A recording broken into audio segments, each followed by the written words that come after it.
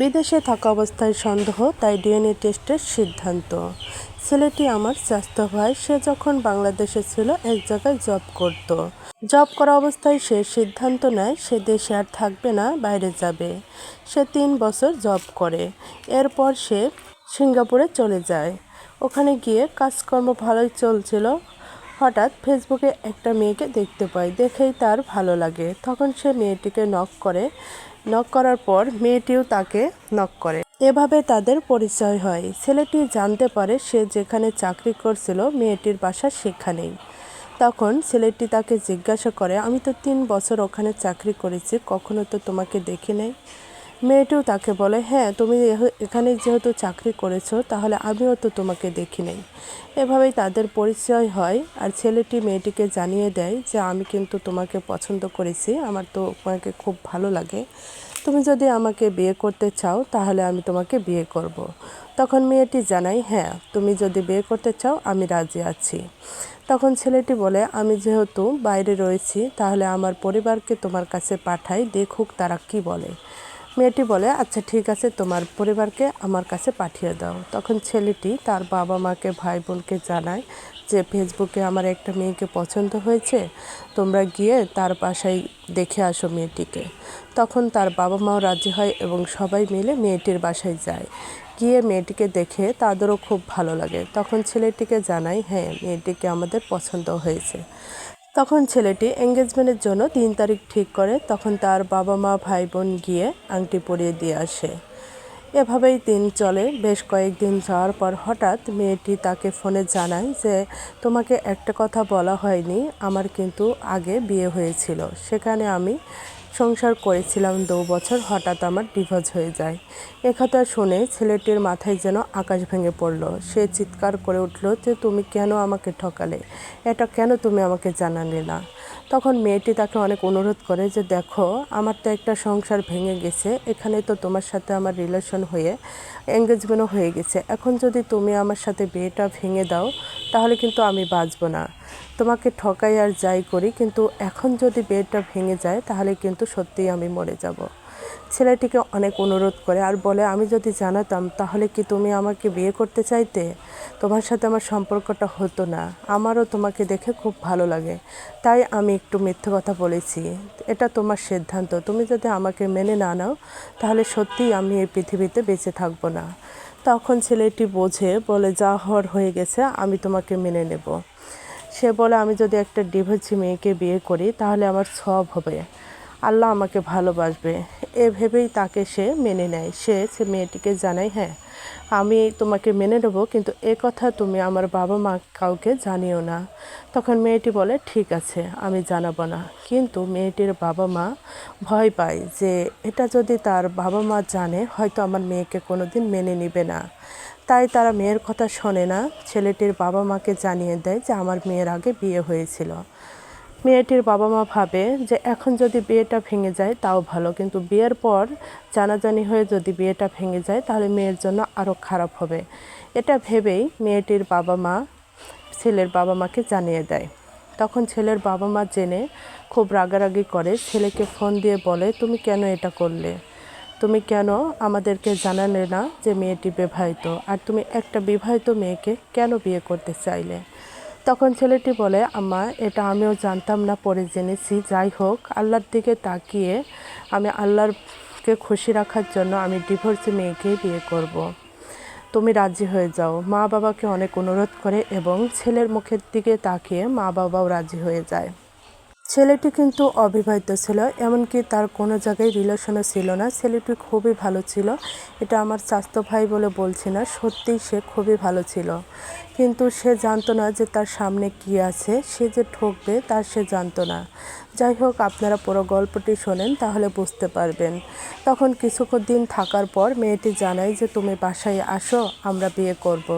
যেহেতু এঙ্গেজমেন্ট হয়ে গেছে, কতদিন আর এভাবে থাকবো? তখন ছেলেটি বলে, হ্যাঁ, আমি চলে যাব। এঙ্গেজমেন্টের 1 বছর পরে ছেলেটি বাসায় চলে আসে এবং এসেই দিন তারিখ ঠিক করে মেয়েটিকে বিয়ে করে বাসায় আনে। মেয়েরা ছিল অনেক বড়লোক, তাদের 3 তলা বাড়ি ছিল আর ছেলেদের বাড়ি ছিল টিন শেড। কিন্তু মেয়েটি এসে ভালোই মানিয়ে নিয়ে চলছিল, অনেক ভালোবাসতো ছেলেটিকে, ছেলেটিও মেয়েটিকে অনেক ভালোবাসতো।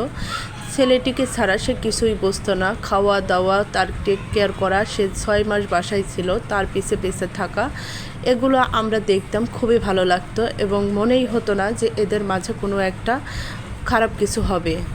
তার মা বাবাকেও খুব ভালোবাসতো আর কি, মেয়ের শ্বশুর শাশুড়িকে। ছেলেটি 6 মাস বাসায় থাকা অবস্থায় মেয়েটি কনসিভ করা অবস্থায় ছেলেটি রেখে বিদেশে চলে যায়। বিদেশে যাওয়ার কিছুদিন পরেই মেয়েটির একটা মেয়ে বাবু হয়। তাদের সংসার ছিল খুবই শখের, তাদের মধ্যে কোনো ঝামেলা ছিল না। সে সব সময় তার শ্বশুর শাশুড়িকে টেক কেয়ার করতো, কারণ তার শ্বশুর শাশুড়ি ছিল বৃদ্ধ আর তার শ্বশুর শাশুড়ির একমাত্র ছেলে ছিল তার স্বামী। এজন্য তাদের বাসায় তো কেউ ছিল না, তার বই সব কিছু দেখাশোনা করতো। বেশ কিছুদিন যাওয়ার পর মেয়েটি তার স্বামীকে জানায় যে আমার তো একটা বেবি হয়ে গেছে, টিন সেট বাড়ি করতে হবে, কারণ এখন এভাবে থাকা যায় না। তখন ছেলেটি জানায়, হ্যাঁ তুমি তাহলে বাড়ি নিজের মতো করে করো। ছেলেটি টাকা পয়সা পাঠিয়ে দেয়, মেয়েটি নিজের মতো করে দোতলা বাড়ি করে, এমনকি দোতলায় সে উঠে যায়। নিচতলায় তার বাবা মাকে রেখে মেয়েটি একাই দোতলায় তার মেয়েকে নিয়ে উঠে যায়। তখন সে দোতলায় থাকে। আর হঠাৎ করেই তার স্বাস্থ্য ভাইয়ের ছেলেটির স্বাস্থ্য ভাইয়ের মা মারা যায়। ছেলেটি বিদেশ থেকে জানতে পারে, তার পাড়া প্রতিবেশী এমনকি তার মা বাবা তাকে জানায় যে তার স্বাস্থ্য ভাইয়ের খাওয়ার দাওয়ার যত কিছু সব কিছু টেক কেয়ার করে তার ভাবি। এটা জেনে তার খুব খারাপ লাগে। সে ভাবে কেন এটা করে। তখন ফোন দিয়ে যদি তার বউকে বলে যে তোমার এত টেক কেয়ার করতে হবে কেন, তখন বলে তাকে তো দেখার কেউ নেই, শুধু তার বাবা আছে, তার মা তো নেই, তার ভাই বোনও নেই, তাই আমি তার বাবাকেও দেখি, তাকেও দেখি। আর তার বউ যে রুমে থাকে দোতলায়, সেই রুম থেকে তাকালেই ছেলেটির বাসা, ঘর, উঠান সব কিছু দেখা যায়। সে জানতে পায় সবসময় নাকি জানালা দিয়ে তাদের উঠানের দিক তাকিয়ে থাকে। তার খুব খারাপ লাগে এসব পাড়া প্রতিবেশী থেকে জানতে পেরে, এমনকি তার মা বাবার থেকে জানতে পেরে। সে হঠাৎ করেই দেশে ফিরে আসে তা জানার জন্য যে আসলেও তার বোর কি কারোর সাথে সম্পর্ক আছে কিনা। সে 3 মাস দেশে থাকে, কিন্তু কোনো কিছুই সে ধরতে পারে না। এমনকি তার বউকে জানায় যে দেখো, আমি জানি না তুমি কারোর সাথে সম্পর্ক করছো কি না, কিন্তু তোমার আচার আচরণে আমি কেমন যেন দেখছি তুমি আগের মতো আর নেই। তুমি আমার বাবা মাকে খেয়াল করো না, তুমি নিজের মতো থাকো। তুমি আমার বাবা মাকে নিচে রেখে তুমি দোতলায় চলে আসছো, তুমি তাদের দেখাশোনা করো না। তুমি তো আগে অনেক টেক কেয়ার করতে আমার মা বাবাকে, তুমি এখন কেন এমন করো? তখন সে বলে আমি দেখি। তোমাকে কে বললো আমি দেখি না? সে স্বীকার করে না। তখন সে জানায় দেখো, তুমি এমন কোনো কাজ করো না যাতে আমাদের সংসারটা ভেঙে যায়। আমাদের একটা মেয়ে সন্তান আছে, আমাদের সুখের সংসার। সে কথা বলে আর ভাবে আগে তো আমাদের অভাবের সংসার ছিল, সে তো 3 তলা বাড়ি থেকে আমাদের টিন সেট বাড়ি সব কিছু মানিয়ে নিয়ে সংসার করেছে, এখন তো নিজের হাতে দোতলা বিল্ডিং করেছে, তাহলে এসব রেখে সে অন্য কারোর সাথে কেন সম্পর্ক করতে যাবে?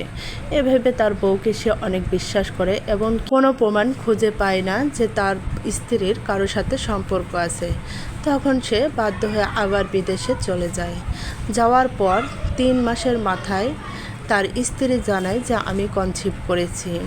তখন তার স্বামীর খুব খারাপ লাগে। সে ভাবে যে আমি আসলাম 4 মাস হয়ে গেল, সে এখন আমাকে জানাচ্ছে যে 3 মাস সে কনসিভ করেছে। তার ভিতরে সন্দেহ জাগে, কিন্তু তার স্ত্রীকে সে কিছু বুঝতে দেয় না। তার চিকিৎসার খরচ, ডাক্তারের কাছে যাওয়া, সে টেক কেয়ার করা সব কিছু নিজের মতো করে করছে। এভাবে চলতে চলতে একসময় তার বেবি হয়, ছেলে বাবু। তারপরে তার স্বামী জানায় যে আমি দেশে আসছি 2 মাস পরে এবং এসে আমি ডিএনএ টেস্ট করাবো। কথা শুনেই তার স্ত্রী 1 মাস পরে টাকা পয়সা সব কিছু নিয়ে তার স্বাস্থ্য ভাইয়ের সাথে ভেগে যায়।